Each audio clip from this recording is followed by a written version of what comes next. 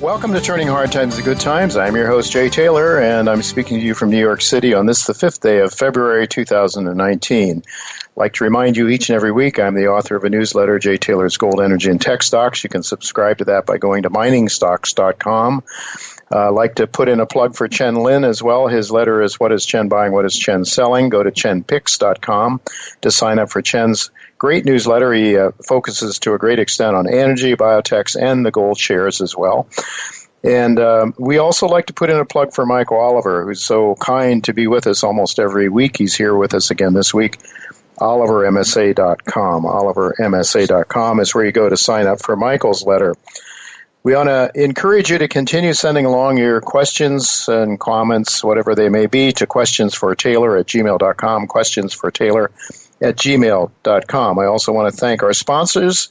They make this show economically viable. Our sponsors this week are N Resources, Novo Resources, Triumph Gold, Gold Mining Inc., Uranium Energy, and we have a new sponsor. We want to welcome Merrimont Resources, trades in Toronto under the symbol MONT. In the U.S., you can buy it, as I have, under the symbol MRRMF. Now, this is another company that Dr. Quinton Henning is involved with. Dr. Henning is the chairman of Merrimont, and he is intimately involved in the exploration plans for the company's very large-scale gold-copper porphyry targets in southern Peru. I will be interviewing a member of that management team in the near future. I would also like to remind you that I will be speaking at the Metals Investor Forum in Toronto on March 1st, along with the companies that I've invited there, including Dr. Quinton Henning's Novo Resources. And I'm really excited to have also, in addition to Novo, Rise Gold, Brixton Resources, Coral Gold, Fremont Gold, New Range Gold, Klondike Gold, and Riverside Resources. Now, if you are able to attend this event, it occurs on March 1st and March 2nd, just as the PDAC is getting underway. You need to go right away, as soon as possible, to jtaylormedia.com, J-A-Y, taylormedia.com.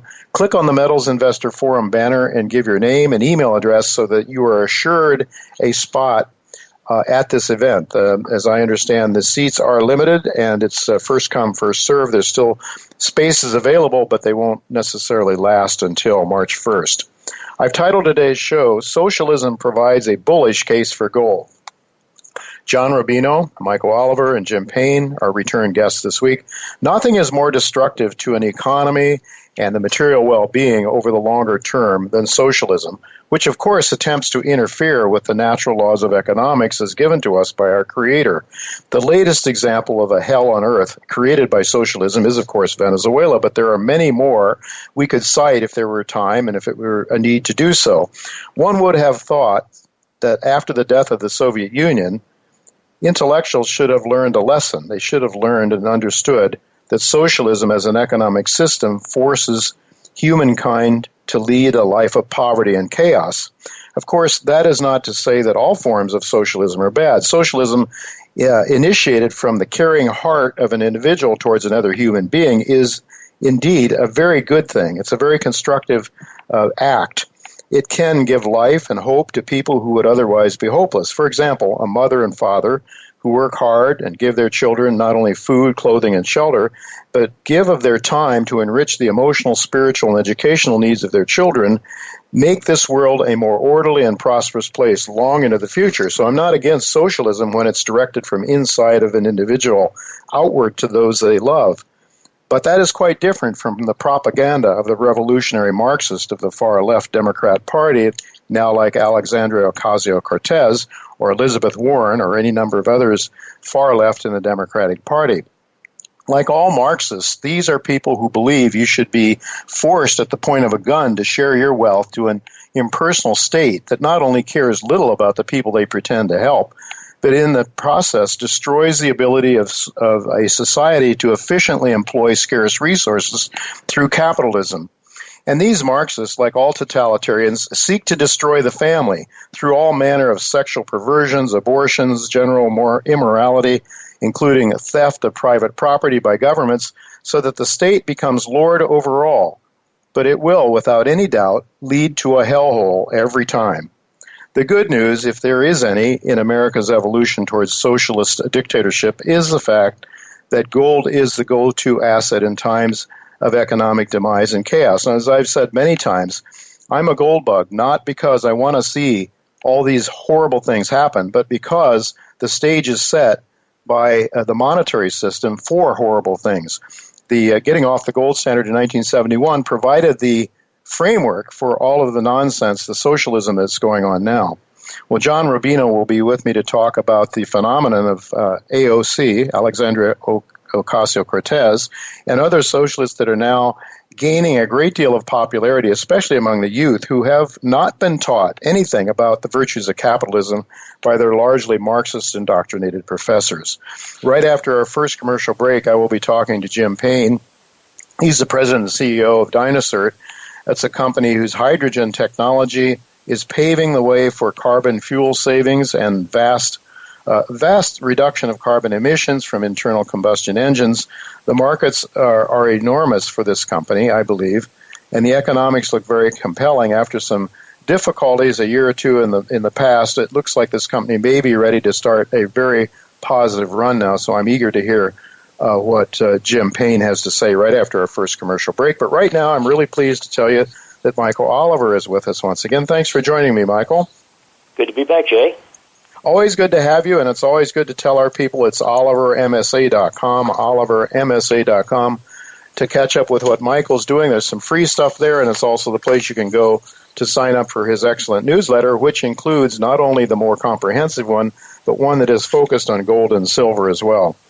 And that is a less expensive letter than the more comprehensive one.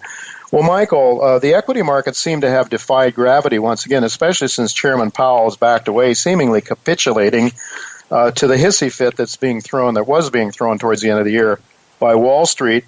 Is this market going to? Is there anything called gravity left for the equity markets? No, I don't think so. I think you're nearing. We had specified 27.39. I think today's high is 27.38.5 so far as a beginning area of resistance on the S&P rally. It's been strong, but it's running up to the underside of momentum resistance and actually price resistance on many of the sectors. We just put out a report today on various key sectors. They all look basically the same as the S&P. In other words, they're broken both on price and momentum. The rally is up under the violation levels that occurred in October through December. And so, I think it's a failing rally. We haven't had near-term sign of the downturn yet, but it won't take a heck of a lot to get that underway. Specifically, I'd say about a couple percent off today's high, and it's over. The rally's over, then you explore the downside again. Mm-hmm. So if you're bullish and believing in this, think twice. Don't get married to all the people cheering on TV, and that's every CNBC, Fox Business News, you name it. They're all cheering the rally. But yeah, the Fed has surrendered. There's no question. Yeah.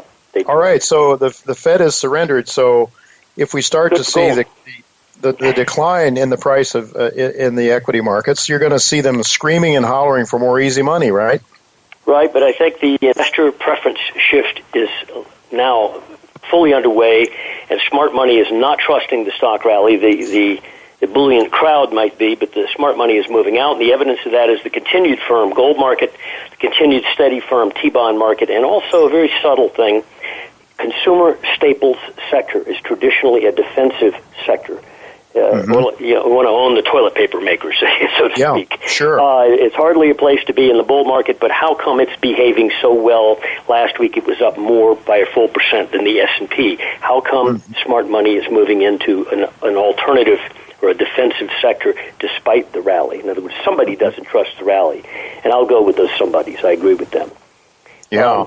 Comment on, pardon me if I can interrupt. Yeah, sure, go ahead. Some philosophical thoughts. Your subject for this week, it sounds very interesting, and I'm eager to listen to other guests you've got. But my background is political philosophy, not markets. And I wrote a book that was actually my master's thesis back in 1972-73 called The New Libertarianism, Anarcho-Capitalism. Mm-hmm. And this new phenomenon of these democratic socialists, so-called, most people don't realize when they think of the spectrum, they think of National Socialism or Nazism as right-wing. But in fact, I included this in my book back in 1973. We published it in 2013. The link is on our website, olivermsa.com. But and I'm not trying to promote the book, but there's an idea here that most people aren't aware of.